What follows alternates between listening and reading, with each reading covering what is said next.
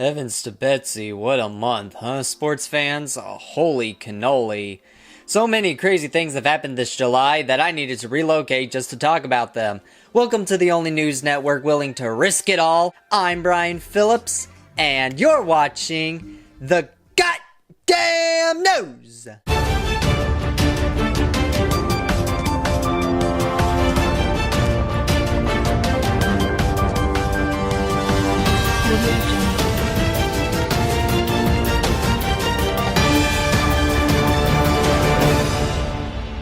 Starting off, they reached a verdict on the Diddy trial this month, and he was acquitted of the most serious charges.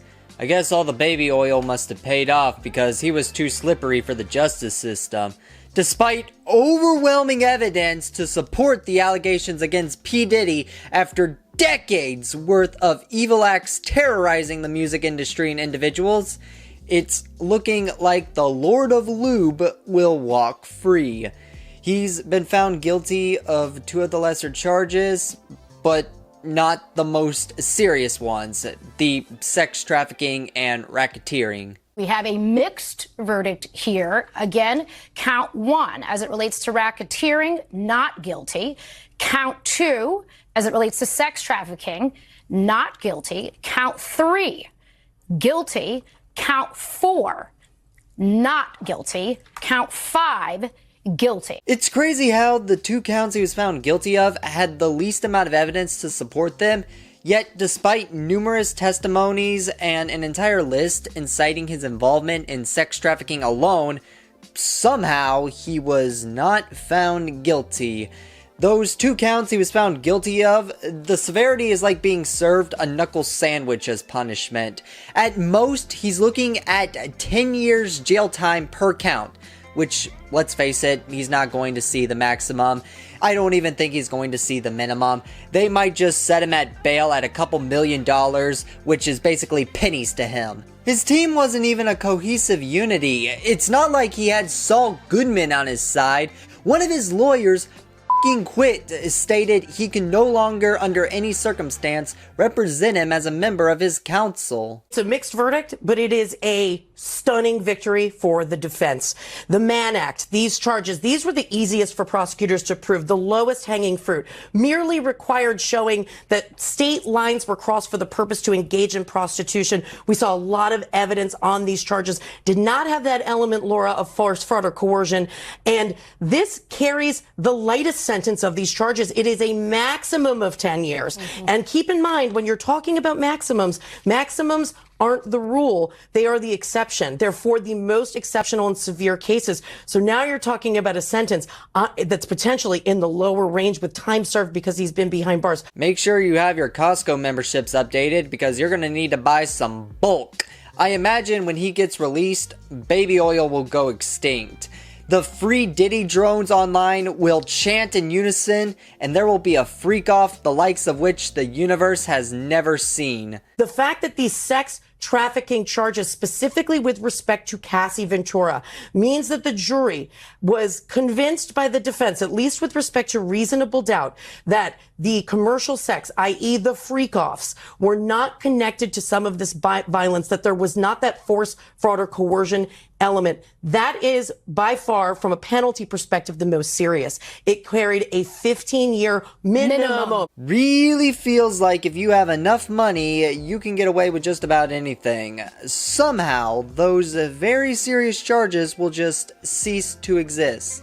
And unfortunately, that's not the only case that went down this month. There were also several updates in regards to the Epstein case that went down this month, one of which being that it was revealed the raw prison footage was actually modified according to its metabase, despite FBI Director Dan Bonino stating they would release the original footage after the DOJ and FBI pitched this absolute stinker of a Hail Mary, trying to convince the public that Epstein never had a list and did in fact commit suicide. The footage that was released was supposed to help corroborate this, but as it turns out, the footage was highly edited. Independent video forensics experts concluded the raw 10-hour prison footage was modified. Rather than being a direct export from the prison surveillance system, the footage was modified using Adobe Premiere Pro. They used Adobe Premiere to splice this together and try to pass it off as raw, when obviously it's not by all definitions. It's a blatant cover-up for one of the biggest pedophiles in history that implicates some of the most powerful people, not just in the US, but across the globe, despite numerous politicians using it as a campaign point to get elected. There have been no arrests, and it doesn't seem like they're pursuing it at all. The video aspect ratio suddenly shifts as the tape changes over, or whatever they claim. You can see that right here. There's like a sudden shift in the video. I have not changed this video in any way. I have it in the Premiere Pro timeline, which I guess they had as well. So this is as intended. So there's this just weird shifts in the footage. I mean, this was done in actually a very sloppy way after they explicitly talked about needing to do it in the right way. Now, CoffeeZilla makes a great point here. It could all just be incompetence. Like, the people in charge could actually just be a bunch of Neanderthals who are still learning what dial-up is. They could be genuine lobotomites and just didn't know what to do with the footage if it got corrupted, and it did skip over a minute, so they had to put it into editing software, which accidentally messed up the aspect ratio. I don't know.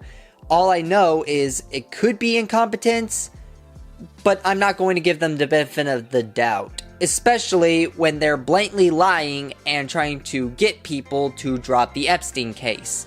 It's pretty pathetic. But when life throws you a bone, all you can do is hope for something better. Luckily, this next story is a bit of a wacky one. Andy Byron, the CEO of the company Astronomer, took a woman to a Coldplay concert a couple weeks ago. However, in a twist more shocking than a Disney film, it turns out the man was married. He was at that concert with his side chick, and not just some random woman, his chief's people officer, Kristen Cabot. And they got caught in probably the silliest way possible. Oh, look at these two. All right, come on, you okay? Oh, what? Either they're having an affair or they're just very shy.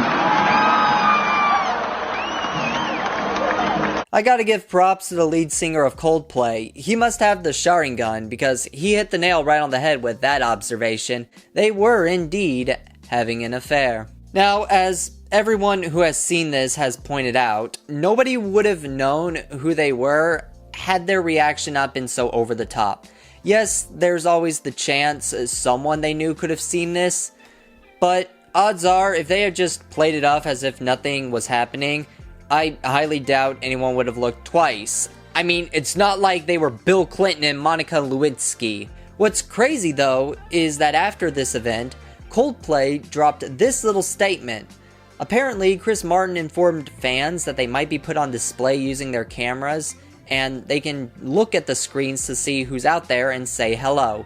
Meaning they had ample opportunity to break off this romantic tension, or at the very least, slap on a fake mustache or something, but they just disregard it. That is the cherry on top. Both Andy and Kristen have been suspended from the company, but at least now they have more time to spend with each other and can now be unafraid to be open in public regarding their relationship. We'll be right back with some more news, but first, let's take a look at our City of the Day.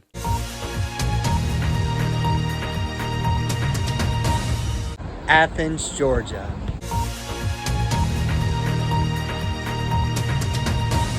The largest VTuber company, VShojo, shut down this month after one of the biggest scandals in the history of VTubing. It started when the prominent VTuber Iron Mouse resigned from the company after accusing them of withholding over $500,000 in donations she raised for the Immune Deficiency Foundation, as well as failing to pay her personal earnings. Following this announcement, this damn broke, and we were flooded with numerous talents also resigning from V Shoujo, also citing lack of transparency and unpaid funds. Within the week, their high roster of talent quickly left, resulting in the agency shutting down. The CEO confirmed that although the company had raised over $11 million over the course of its existence, they ultimately lacked substantial revenue to continue their operation, inciting they were indeed guilty of embezzlement. On the positive side, though, Iron Mouse launched her own independent IDF fundraiser after resigning from the company and quickly raised over $1 million, doubling the amount V Shoujo had withheld from her as of July 24th. Superman released this month and earned $122 million in its opening weekend, and over $500 million globally so far. Meanwhile, after its opening weekend, the Fantastic Four First Steps has grossed nearly half of that, earning $218 million. This isn't a dunk on James Gunn's Superman, more so just me being glad that the Fantastic Four are finally getting the recognition they deserve. And our final story. This month gave us a bit of a death week starting July 21st, so we'd like to honor the celebrities who passed away that week here on the channel. Malcolm Jamal Warner, Chuck Mangione, Ozzy Osbourne, Hulk Hogan, and Tom Lehrer, the inventor of the Jell-O shot. And if the deep state tries to get us, we'll be ready. Thank you all for watching. Leave a like and comment down below and show your support for the channel. I'm Brian Phillips, and this has been The Goddamn News.